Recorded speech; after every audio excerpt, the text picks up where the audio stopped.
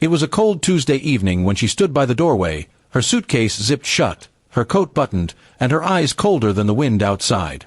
I had just returned from work, still loosening my tie, when she said the words that would shatter everything I thought was solid. "I'm leaving tonight. Don't try to stop me." For a moment, I thought she was bluffing, some dramatic expression of frustration after a fight. But then I saw the emptiness in her gaze, the lack of hesitation in her hands as she adjusted the bag strap on her shoulder. We had been married for 9 years, and I thought we had weathered enough storms to make it to calmer seas. Sure, we fought, about bills, chores, my long hours at work, but never had she given me the impression she would just walk out. My voice trembled as I asked, "Why? Why now?" She didn't answer at first, just turned toward the door, her hand resting on the knob like she was afraid if she let go, she'd change her mind. Finally she spoke, her words sharp enough to cut through me, "Because I'm tired of feeling invisible. I'm tired of waiting for you to notice me. I'm tired of living like a ghost in my own home." Her voice cracked, but her resolve didn't.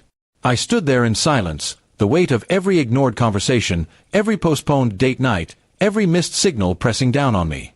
I wanted to argue, to defend myself, to remind her of the times I did try.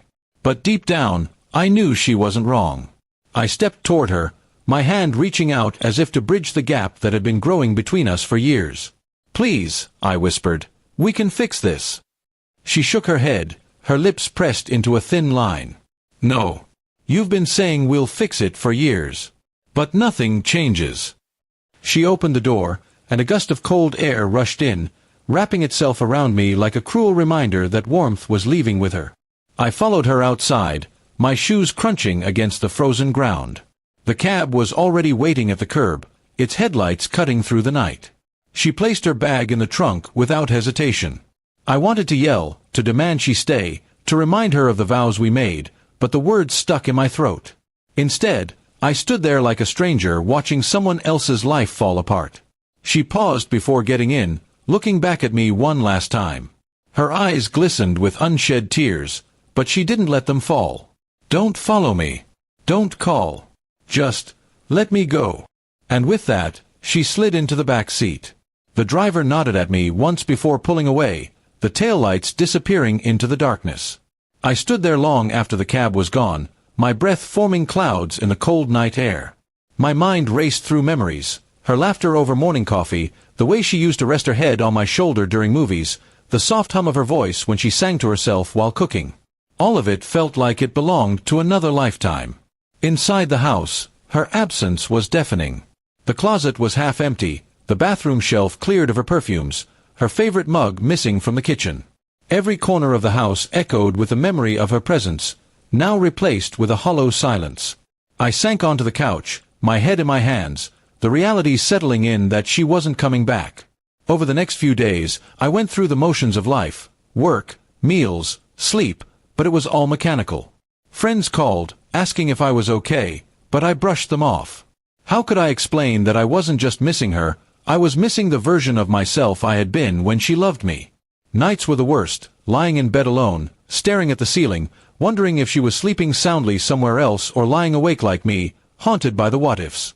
Weeks passed, and I didn't hear from her. I respected her wish not to call, though the urge gnawed at me every day. I started noticing the little ways I had failed her, not listening when she talked about her day, not holding her hand as often, not making her feel like she was the center of my world. Each realization was like a brick on my chest. One evening, I found a note tucked inside my coat pocket. I recognized her handwriting instantly. It must have been there since the night she left.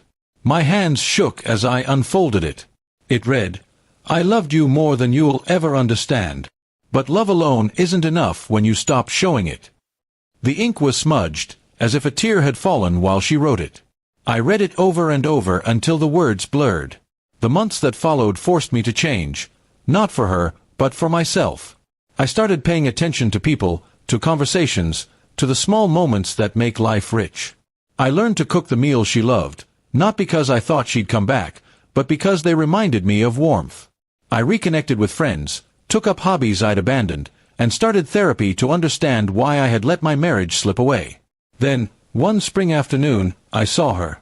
She was across the street, holding a cup of coffee, laughing with a friend. She looked happy, lighter somehow. My chest ached, but I didn't cross the road. Instead, I watched for a moment, smiled faintly, and walked away. She had moved on, and in a way so had I. I still think about her sometimes. How she looked that night in the doorway, the way her voice trembled when she said she was leaving. But I don't resent her anymore. She did what I couldn't. She walked away from a life that no longer made her feel alive. And in the end, maybe that's what love sometimes means. Letting go, even when it breaks you.